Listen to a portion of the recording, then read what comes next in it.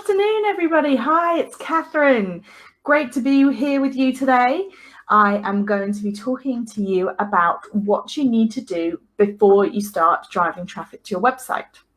So for those of you who don't know me, my name is Catherine. I am the founder of Future Retail Consulting and the Female Founders in Retail Facebook group.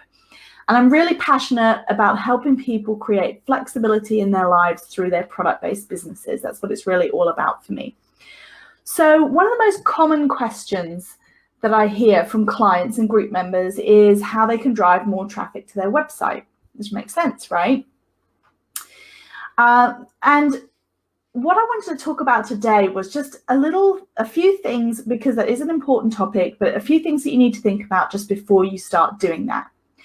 When we get to the end, I'm going to tell you about a brand new webinar that I'm hosting that's coming up on the 1st of October. But for now, let's talk about how you get ready to drive traffic to your website. So getting your website up and running, at this point, you're probably thinking, oh my God, getting my website up and running was tough enough without having to do extra work about checking it or making sure that it's all running smoothly. So I do hear your pain. It is a really difficult job, especially if you're not technically minded, where you've got to upload everything, you've got to battle with whatever platform that you've chosen, and you've got to get your website up and running. But really, having a fully functioning selling machine is so important for your business before you start driving traffic. So what I often find is people get really obsessed, though, about driving the traffic. So they're obsessing over their social media, whether it's boosting random posts or just trying to boost their number of followers, try and get people onto their website. And well, I'm not saying for a minute that that's not important, because obviously if people aren't on your website, then they can't buy. In fact, I'm working on a giant blog post, and in the next couple of weeks, I'm going to be talking specifically about this topic. But what I just want you to think about is, if your website isn't working efficiently before you start driving traffic, then effectively it is like pouring water into a leaky bucket. So you're sending people there, but you're not 100% confident in what's actually going to happen when they get there. So the most important thing as well is that you should never, ever pay to send traffic to your business, whether it's through ads or pay-per-click or Google ads or Facebook ads or Instagram ads, anything like that. Anytime you're actually paying money to get the traffic to go to your website, then you want to really avoid doing that before you're 100% sure how the website is functioning. Because my view is that whenever you're starting up a business, and particularly a product-based business, you really need to run it in a couple of phases. You need to start off, your first phase is that you're testing everything. So you're trying to avoid making as many significant investments as possible, whether that's in traffic or stock, for example, until you're really sure that you've got a model that works and you've got something that is viable. So what I mean by that is you want to build your website out. As we talked about, some of them are easier than others, but it can be a struggle, but you get it up and running. And then what you start doing is you start watching the traffic that you do have coming in and seeing if it is converting and acting in a way that you would expect. So you want to use your organic traffic that you have at the beginning to test, to see how it's going. And then once you've tweaked it with a few things and worked out all the kinks, then that's when you can start driving the traffic. So a lot of people get very despairing to start off with when they don't have a huge amount of traffic. But if you see that this is your test run, you want to be testing how people act, how they convert, what they buy, what they look at, what they do when they're on your website, before you start putting any significant investment behind driving people to your website. For example, you would expect to find roughly a 2% conversion rate for your website. So that means for every 100 people who visit your website, 2 of them will buy. If you're seeing a couple of 100 people visit, but nobody's buying anything, then the last thing that you want to be doing in that case is driving more traffic to your website. What you want to do then is try and work out what is happening and why people aren't buying. And there's a few things that you can check. Depending on which platform that you've got, I know that some of them are more difficult than others. I know, for example, we've had some discussion about Shopify and how they don't work too well with Google Analytics. But if you've got a platform that is working, you can set up Google Analytics to actually show you where people are dropping off along the way. So are they coming to your landing page and then bouncing straight off? Or are they going through the process of buying it but maybe not checking out? You can check those kinds of things. If they're coming to your website and they're bouncing straight off, you have to ask yourself, is the website doing enough to grab their attention? So the most premium real estate that you have on your website is going to be the top portion of the landing screen, the landing page. So basically your home page, when somebody clicks on your website, they will see a landing page, and the first bit that they can see before they have to scroll down or do anything else, that is your most valuable area of your website.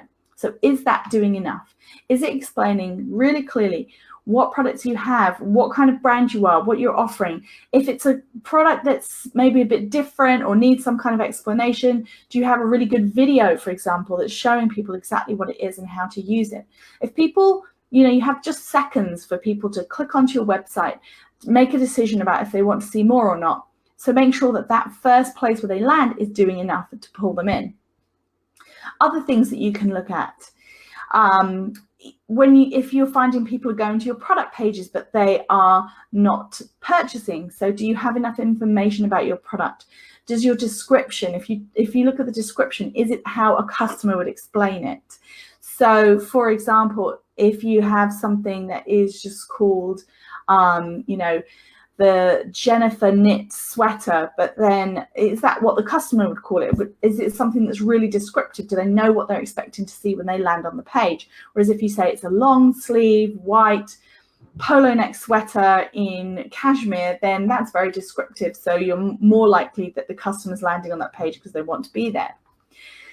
Does the description do enough to really explain all of the features and benefits? And if you think about the description on your website as being the equivalent of being able to pick the product up and look at them, is that really doing, is that doing enough to sell the product to your customer?